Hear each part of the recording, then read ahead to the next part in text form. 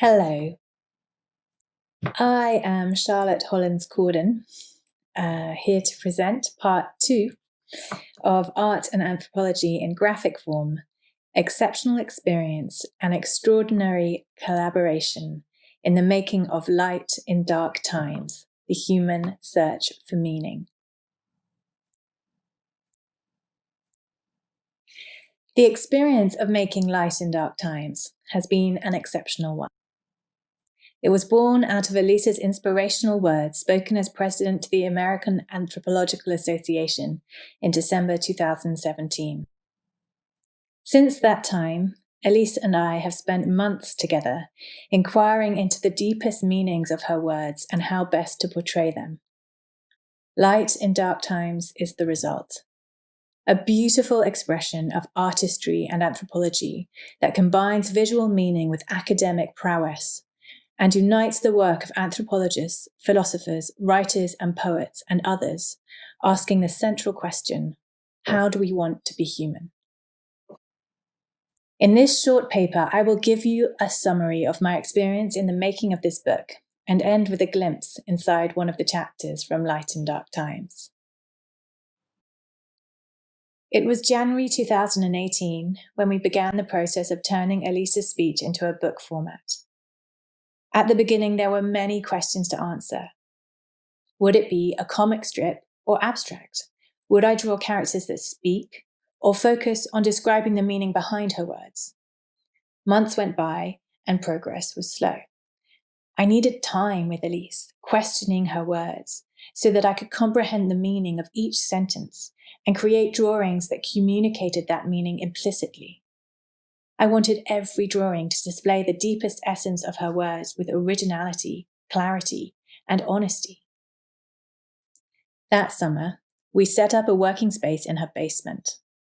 I reflected at the time that the wall where we hung each page was like a breathing space. I would physically approach it, draw an idea, and walk back from it. My mind would come close to it and be involved in one page, how to illustrate those few words, and then travel back to see it as a whole with some distance. My movement and mind expanding and contracting like breathing. Sketches began to emerge, but there was not enough time to refine them, and I was embarrassed by their rough nature. They were not yet drawings. They were visual notes and cues to remind me of the real image that I had in my mind. Elise would read out a paragraph, and I would sit, eyes closed, giving free rein to my imagination and orientating my thoughts to consume the greater meaning of what she was expressing. It was a unique process. I was sometimes ecstatic with the inspiration of her words, which brought forth such unity of thought between us that it enabled me to draw as if the whole world were united in its making.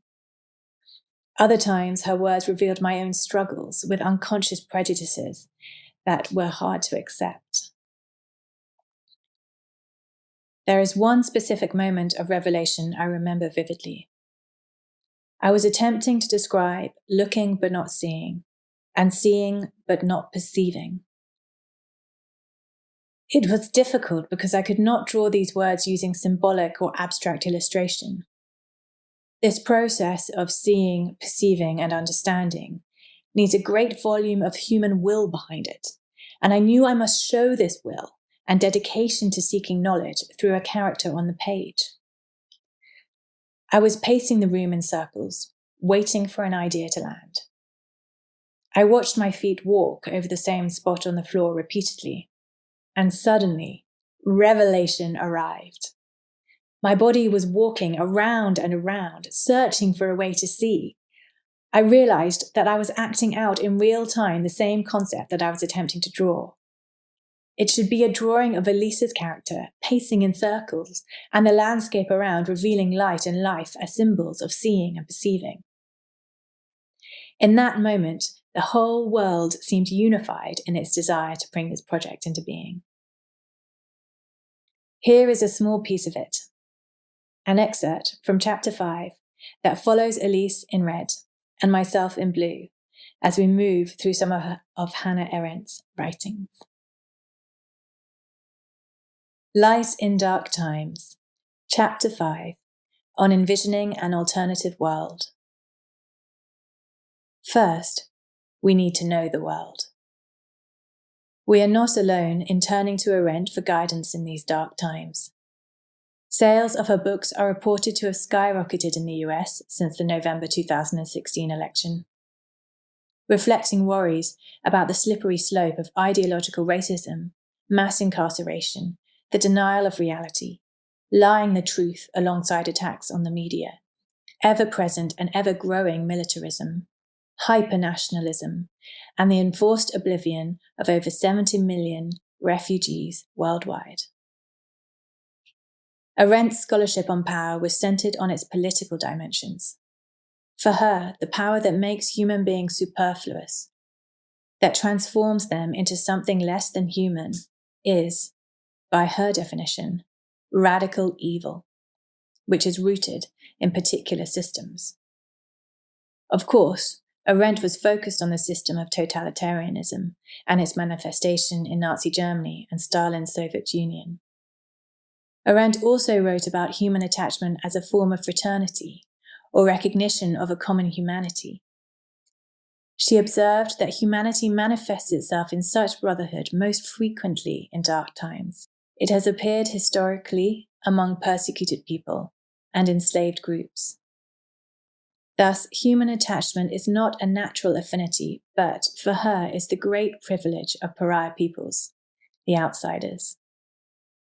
She had no faith in Enlightenment ideals, which to her looked like reckless optimism in light of the present realities.